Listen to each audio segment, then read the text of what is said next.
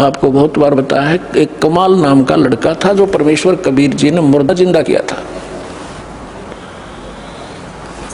10-12 वर्ष की आयु थी उनकी, फिर अपने साथ रखा।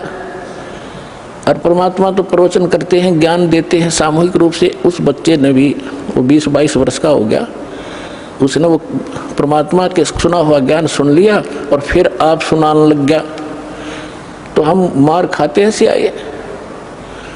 तो वो जो श्रद्धालु थे भगत परमात्मा के, वो ज़्यादातर उस युवा लड़के की युवा आवाज़ से प्रभावित होकर उससे अट्रैक्ट हो गए।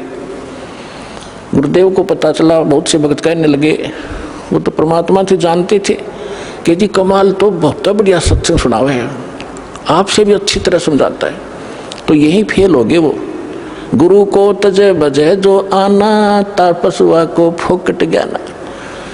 परमात्मा ने बहुत बार कहा उसको, कमाल को, कि भाई अधिकारी के बिना कोई काम सफल नहीं हुआ करता बेटा, आप अपना कर्म बनाओ और इस हमारे बाग को खराब मत कर।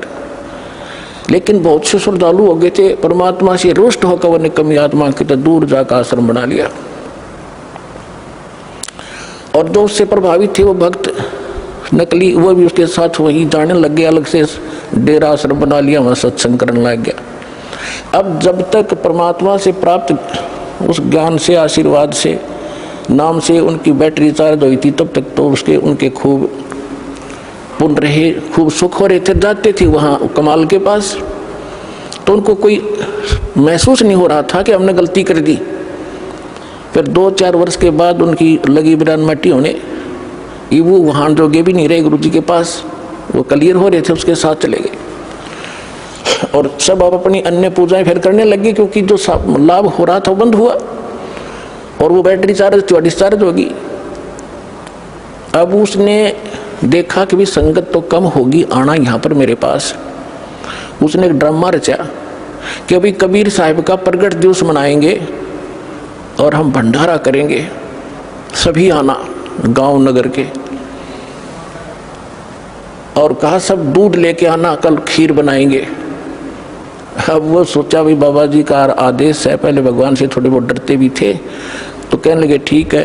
तो सब ने क्या सोचा कि जल्दी उठ कर वहाँ दूध डालाएंगे संत जी के भंडारे में। तो उन्होंने सोचा, सब के मन में दोष आ गया कि थोड़ा वो दूध होता, जेठ के महीने भी अपनवासी प्रगट दिवस मनाया जाता है, दूध पहले ही कम हो जाता उसमें। तो उन्होंने सोचा कि मैं आधा दूध, थोड़ा सा दूध और पानी डालकर डालाऊंगा, डेरे में कौन देखा है। परमात्मा ने ऐसी प्रेरणा की, पूरे गांव के जितने भी 100-200 भगत थे वो एक लोटा पानी, थोड़ा सा दूध डालें और पानी का लोटा, उनने लाइन लग गई वहाँ पर। और उन्होंने कहा जी कहाँ डालना है, उन्होंने ड्राम रख दिया और ड्राम भर दिया अंधेरे में पानी का, थोड़ा सफ़ेद। तो सुबह उठकर वो कहने लगा, कमाल के भी आज तो सारा गांव प्रसन्न हो गया है और बहुत दूध आया, बना लो खीर। वो सेवादार खीर बनाने गए और पानी का भरा ड्राम, बोला जी दूध तैयारी तो पानी है मेरा। इतना शर्मिंदा हो गया, वो गांव छोड़ के भाग गया वहाँ से रामजादा। तो पुण्यात्माओं, गुरु को तजय बजय जो आना, तापसुआ को फोकट ज्ञाना। अब जैसे पुण्यात्माओं ये त्योहार मनाए जाते हैं, एक भक्त कह रहा था, एक नहीं बहुत से ऐसे भक्त में मिलते हैं, एक दो याद रह जाता है। उसने बताया था जब दीक्षा लेने आए, किसी भक्त के माध्यम से साथ आए वो, उन्होंने बताया जी हमने आज 10 वर्ष हो गए कोई त्योहार नहीं मना लिया। कारण क्या है कि कभी तो हमारा एक 5-4 मेरे चाचा ताऊ 5-6 भाई थे, उनमें कभी तो किसी की मृत्यु हो जाती है, किसी खास जवान की, कोई बहन विधवा हो जाती है या घर का सदस्य मर जाता है, हमने 10 वर्ष हो गए कोई त्योहार नहीं बना लिया। तो पुण्यात्माओं, अब वो त्योहार क्यों नहीं मना रहे? और जिनके अभी बिजली ना गिरी है वो नाचें गाँव बकवाद करें, खाक त्योहार यहाँ पर तो परमात्मा कहते हैं कि यदि आपको समर्थ की शरण मिल गई फिर तो यहाँ आप खुशी मना सकते हो, और वो खुशी भी राम नाम में, भक्ति में। आपका ये त्योहार है सत्संग में आना, परमात्मा की भक्ति करो, सेवा करो, सिमरन करो, दान करो जैसा आपके हाथ से छूटे। तो ये आपकी जो है ना त्यौहार है। इसके अतिरिक्त आप क्या देखा दास ने, ये होली मनाते हैं। होली जब से हमें ज्ञान हुआ है, हमारे बच्चे भी नहीं करते, छोटे छोटे बच्चे भी अपने घरों में रहते हैं, उस दिन बाहर नहीं निकलते, क्योंकि समाज में ये ज़्यादा परंपरा प्रचलित है। तो उस दिन क्या करेंगे, गंदा पानी, रेत, गाँव में मतलब बहुत बुरा हाल है, और लाल मुंह कर लेंगे बांदर की तरह, सारे दिन धक्के खाते आंडे, और हम अपना बैठ कर भजन करें दरवाज़ा बंद करके। जैसे अब ये आएगी क्या नाम, पूर्णमासी रक्षाबंधन कहते हैं, सारी उल्टी परंपरा काल की।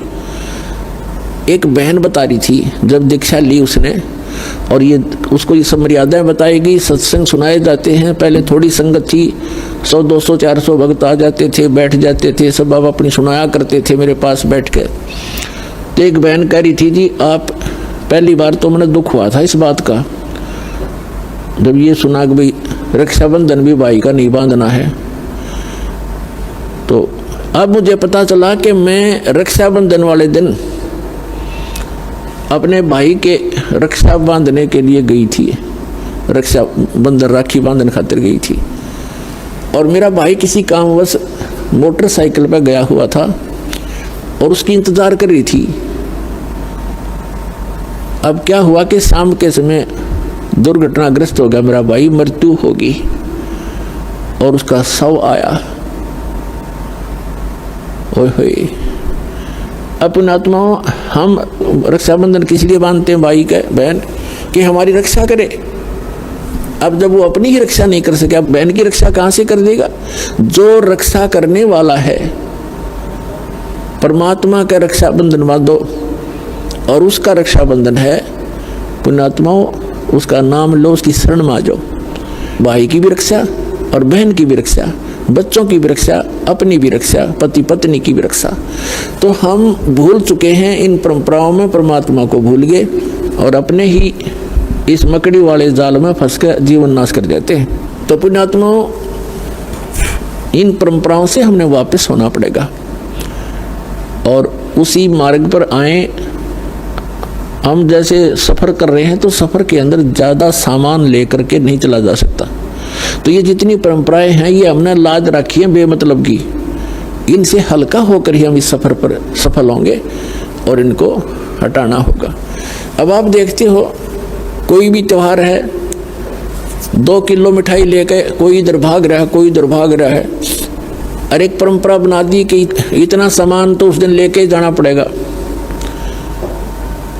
वो मिठाई, वो घेवर जो भी ले जाते हैं वो कैसा बनता है, इतनी जनता को एकदम कहाँ से लाएंगे, वो इतना खोआ मावा बना करके, सारा डुप्लीकेट माल, अड़ंगा खाना।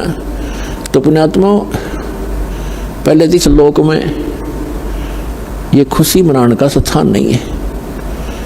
हाँ, परमात्मा कहते हैं, समर्थ का शरणा गहो रंग होरी हो, फिर कदे न हो ऐ काज राम रंग होरी हो।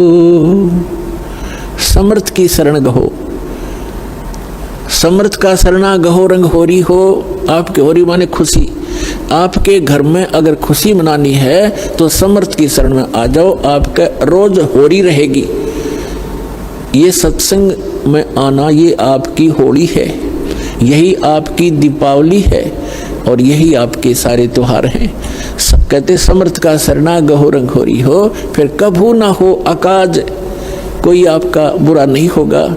राम रंग होरी हो, राम के नाम की या खुशी बनाओ। फिर तो इस प्रकार हमने इन अपनी मर्यादाओं को भी सीमित करना है, और भक्ति तभी हमारी सफल होगी।